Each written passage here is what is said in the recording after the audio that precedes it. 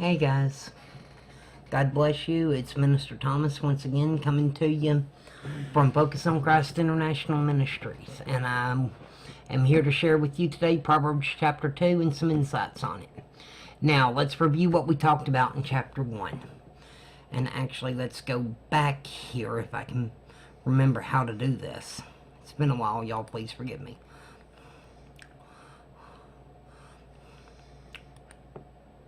Let's go back to Chapter 1.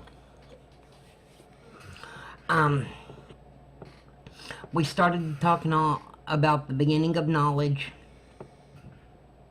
the enticement centers, and the call that wisdom has to us, and the consequences of not answering it. Now, as we move into Chapter 2, we see the value of wisdom. Now, this is absolutely huge if you're a Bible student to understand how this is building on top of itself. Let's look at the chapter. First of all, in verses 1 through 5, I'm not going to waste my time reading them. You can see them here, and I'll highlight them so that you can actually see here. In the first 5 verses here,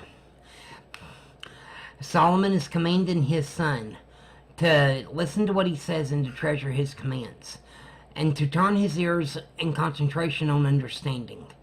He's telling him to cry out for insight and ask for understanding. Why is this?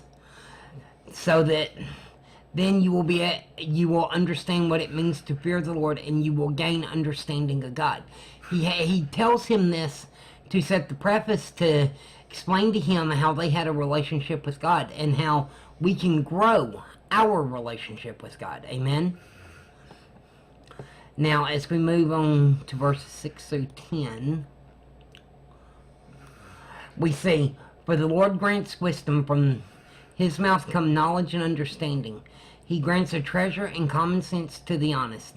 He is a shield to those who walk with integrity. He guards the paths of the just and protects those who are faithful to him. Then you will understand what is right, just, and fair, and you will find the right way to go. For wisdom will enter your heart, and knowledge will fill you with joy." Why will we find the right way to go? Because of wisdom entering our heart and knowledge filling us with joy.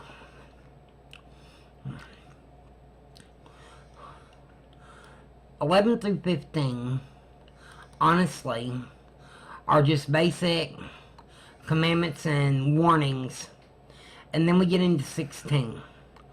16 through, I believe it's 18, are a very severe warning against joining ourselves toward prostitutes. This is the first time that he brings up this very sensitive subject.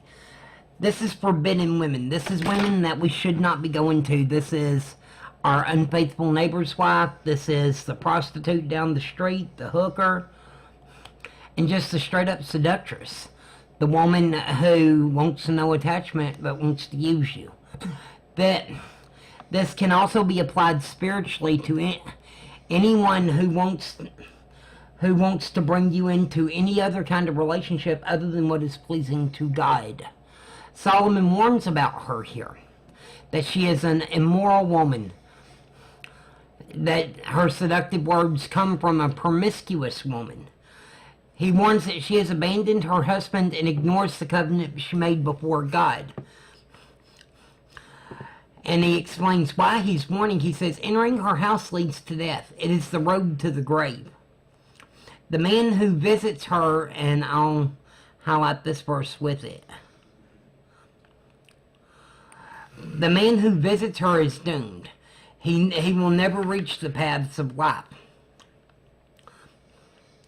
He continues in 20 with some general exhortation saying, "Follow the steps of the good man instead, and stay on the paths of the righteous.